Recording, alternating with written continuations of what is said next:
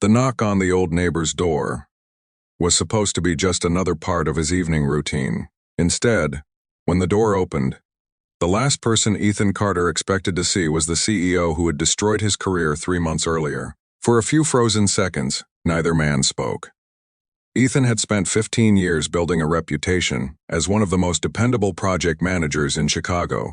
He wasn't flashy, didn't chase promotions by stepping over coworkers, and never imagined becoming rich. His biggest dream was simple: give his 10-year-old daughter, Lily, a stable life after losing his wife to cancer 4 years earlier.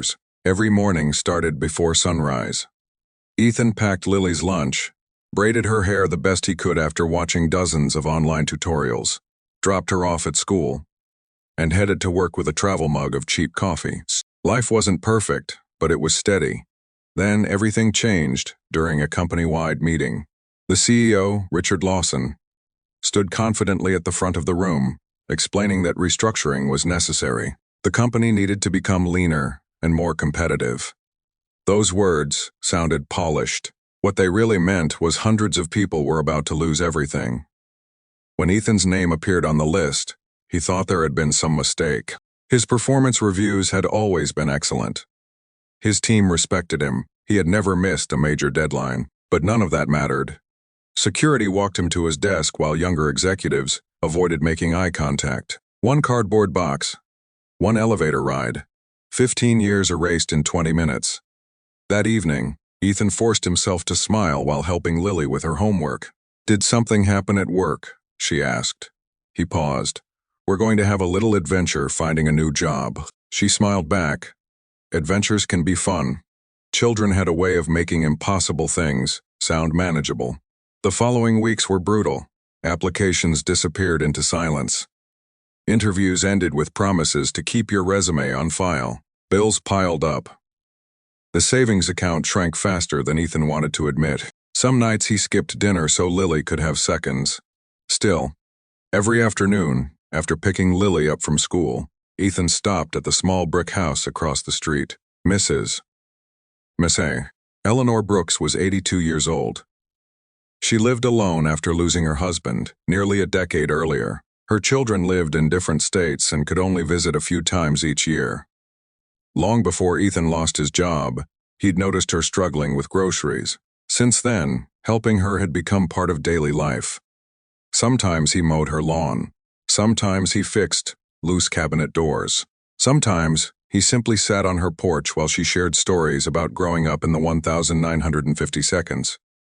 She always insisted on paying him. He always refused. "You've got enough to worry about," she would say. "And you've got enough cookies to keep baking," Ethan replied. It became their running joke. Even after unemployment made every minute valuable, Ethan never stopped visiting. Lily loved going with him. She'd read books aloud to Mrs. Brooks, or help water flowers in the backyard. Those evenings became the brightest part of their difficult days. One rainy Tuesday, Ethan arrived carrying groceries. Mrs. Brooks looked unusually nervous. "I need to tell you something." He set the bags down. "What is it?"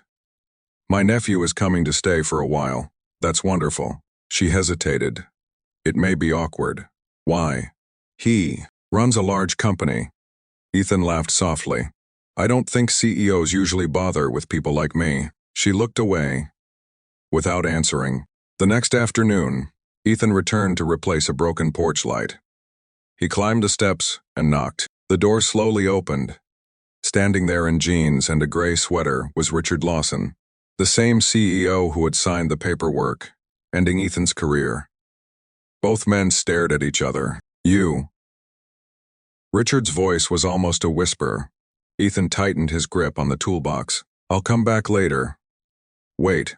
But Ethan was already walking toward the sidewalk. That night he barely slept. Anger he'd tried burying rushed back all at once. The humiliation. The fear. The countless rejected applications. Every sacrifice Lily never complained about, all connected to the man who had opened that door. The next afternoon, Lily asked, "Are we going to see Mrs. Brooks today?" Ethan hesitated, then he nodded. She didn't do anything wrong. When they arrived, Mrs. Brooks apologized before Ethan could speak. "I'm so sorry.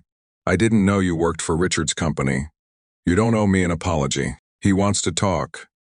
I don't, she sighed. I understand. For the next week, Ethan managed to avoid Richard completely. If Richard was inside, Ethan worked in the backyard. If Richard came outside, Ethan found another task. Then one Saturday morning, Richard approached while Ethan repaired a fence. I owe you an explanation. You owe hundreds of people one. Richard didn't argue. Instead, he quietly said, You're right. That answer caught Ethan off guard. Richard explained that he had become CEO only 6 months before the layoffs. The board demanded immediate cost reductions. After years of financial losses, he fought to save as many jobs as possible. He failed. I signed every termination letter, Richard admitted, including yours. That doesn't make it better. I know. There was no excuse in his voice, only regret. Ethan returned to hammering nails. Conversation over. But Richard didn't leave. I've watched you this week. Ethan stopped. You've watched me. You help my aunt every single day. So, you lost your job because of decisions made in my office, yet you still spend your time helping someone who can't repay you. Ethan shrugged. Kindness isn't a business transaction. Richard looked down at the grass. I think I forgot that somewhere. Weeks passed. Richard stayed with his aunt longer than planned. He began joining Ethan on small projects. At first, conversations lasted only minutes. Then, hours. Richard admitted he'd spent years chasing quarterly profits, while barely knowing the people whose lives were affected by his decisions. Ethan admitted he carried enough resentment to fill a lifetime. Neither conversation was comfortable, but both were honest. One afternoon, Richard asked, Have you found work? Ethan smiled without humor. I'm apparently either overqualified or too old. Richard nodded slowly. What if I told you I started another company? Ethan immediately shook his head. I'm not looking for charity. I'm offering responsibility. No. Richard expected that answer. I don't want you because I feel guilty. Then why? Because I've spent a month watching someone solve problems without asking for recognition. He pointed toward the repaired fence, freshly painted porch, flourishing garden, and wheelchair ramp Ethan had quietly built for Mrs. Brooks. You don't just fix things. You improve people's lives. Ethan still refused. Trust wasn't rebuilt with one conversation. Richard respected the decision. A month later, Ethan finally accepted temporary work delivering packages. The pay barely covered expenses. Winter approached. Then, something unexpected happened. Mrs. Brooks suffered a minor stroke. Thankfully, Lily found her after school while dropping off homemade soup. Doctors said getting help quickly likely prevented permanent damage. Richard arrived at the hospital within hours, seeing Ethan comforting his frightened aunt while entertaining Lily with silly jokes hit him harder than any business meeting ever had. That night, Richard made another offer. Not employment, a partnership. His new company would focus on neighborhood renovation projects, hiring experienced workers laid off by corporations across the city, former electricians, project managers, construction, supervisors, office staff, people overlooked because of age or restructuring. Richard would provide funding. Ethan would build the team. For days, Ethan wrestled with the decision. He remembered losing everything. He remembered the sleepless nights. He remembered Lily pretending she wasn't hungry because she knew money was tight. Could he really trust the man connected to all that pain? Finally, Lily quietly said, Mom used to tell me something. What? Sometimes people become better because someone gives them another chance. Children had a way of seeing what adults missed. Ethan accepted. The first months weren't glamorous. Finding clients was difficult. Cash flow stayed unpredictable. Some former employees doubted Richard's intentions. Others doubted Ethan's leadership. There were mistakes, lost contracts, equipment failures, moments when giving up seemed easier.